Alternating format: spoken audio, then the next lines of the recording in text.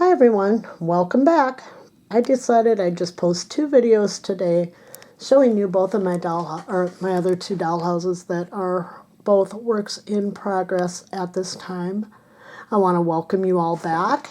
Anyone who's new, stopping by, welcome. This is, as you can see, a witch's house. So let's take a look at the outside first. Now this house is one of those kits you can get on Amazon. They call them puzzles on a lot of the ads. It's supposed to be 1/24th, but I don't work in that scale exactly, so to me it seems just a bit big, but maybe I'm wrong. And as I've said, this is a work in progress, so I will be adding to it as I go, but I thought maybe I would wait until a little closer to Halloween and then we can do a lot of the stuff together. So let's turn the house and start with the side over here. Give you a shot of the roof line. The house reminds me of Art Ply's The Tennyson House, so possibly someone just kind of scaled that down to make this. The chimney up there is made from fake stone, faux stone, however you want to put it. I use the word fake. I'm a person of the 70s. So yeah, it's the egg cartons and the drink carriers, and I use some of that brown packaging that comes on a lot of stuff now. Makes really great stone. There's so many tutorials out here on YouTube. I probably will not do a tutorial on how to do it, but I may at some point do it on one of the projects that we're working on together. The shingles I cut from cereal boxes, and I cut each one and placed them on, and then I aged them. And as you can see, there's a lot of them. That took forever. I never thought I'd get done. The walls I also made out of the same thing as a chimney, and they are mostly grays with some black and stuff because I wanted them dark. I haven't done anything to the little awnings over the windows, but I have a pine tree in my yard that I keep swearing I'm going to have cut down because it's too tall and too close to my house. But it has these little pine cones on it, and I'm thinking about stripping the pine cones apart and using that. I've used it on my fairy houses and I really like it. So I'll come around to the front, and it has the two little round windows up there. I did not use the trim pieces that were supposed to be put on the roof because I really didn't like them. They just weren't what I was going for.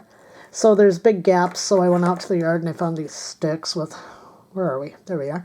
It's hard when you're looking in the viewfinder. And I'm going to be gluing those on there for like ridge poles or whatever they're called.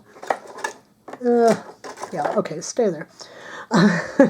That'll hide those big gaps up there, and it is a witch's house. There's some gapping here on the front that I still need to take care of. And yes, these windows have been papered over on purpose. Any windows that are papered over, I have done it on purpose. And I will be putting some boards and, just making it look old and creepy. Over here is the balcony. I have not glued the rail on simply because I'm not sure that this is the railing I really want to use. So around the bottom down here, I also went with the stones. And up here on this one, let me tilt the house. I just used some, I think it was more cereal boxes, and I just painted them up and aged them so that they would look really old and worn. Okay, over here on this side, I did do the rock on the little dormer, and then the rest of it is just, the rock and the way it is. So let's turn it around and look inside. All right, let's start with the top floor. Now, this is the witch's private area. Nobody goes up there because, well, she's a witch after all, and witches have a reputation of being evil old hags. At least in traditional folklore. And so she doesn't want anybody to see that she really likes pretty things. She has a purple velvet carpet. I use velveteen for my carpets. I like the fact it's not too thick like a velvet, too plushy, but yet it does give a wonderful illusion of carpet. and that actually is purple. It doesn't look it in this light. And then I used the same contact paper over here as I used on Grandma's house for the floor. And this will be her little ensuite, where she has her little bubble baths and wine candles, you know. Okay, so let's move on down. I am not sure what I'm going to make this room into yet, but it's there. I papered it. I aged and distressed more cardboard for the floor. And we'll go over here. Now this is her room, where she has her potions, her crystal ball, her tarot cards, everything, you know, that a good witch needs. And the walls are done in a dark blue fabric that has copper gold sparkles in it. I thought it kind of looked like a night sky kind of thing.